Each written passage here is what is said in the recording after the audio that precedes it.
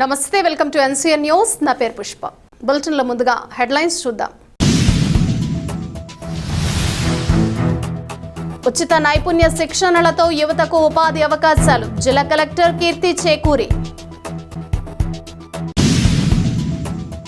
తూర్పుగోదావరి జిల్లాలోని నిరుద్యోగ యువతకు ఉపాధి అవకాశాలు కల్పించే లక్ష్యంతో ఆంధ్రప్రదేశ్ రాష్ట్ర నైపుణ్యాభివృద్ధి సంస్థ ఆధ్వర్యంలో ప్రధానమంత్రి కౌశల్ వికాస్ యోజన కింద వివిధ నియోజకవర్గాల్లో ఉచిత నైపుణ్య శిక్షణ కార్యక్రమాలకు దరఖాస్తులు ఆహ్వానిస్తున్నట్లు జిల్లా కలెక్టర్ కీర్తి చేకూరి తెలిపారు.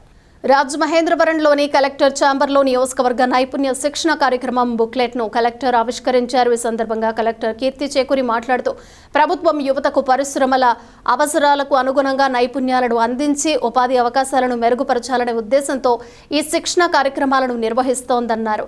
శిక్షణ పూర్తయిన అనంతరం అభ్యర్థులకు ఉపాధి కల్పన కూడా ప్రత్యేక చర్యలు తీసుకుంటున్నట్లు తెలిపారు.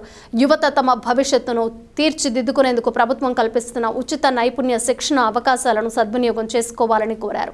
ఈ పుస్తక ఆవిష్కరణ కార్యక్రమంలో జిల్లా పరిశ్రమల అధికారి వనిధర్ రామన్న, జిల్లా నైపుణ్యాభివృద్ధి అధికారి Murali, CPO L Appalakonda, industries promoter Prakash Rao తదితరులు పాల్గొన్నారు.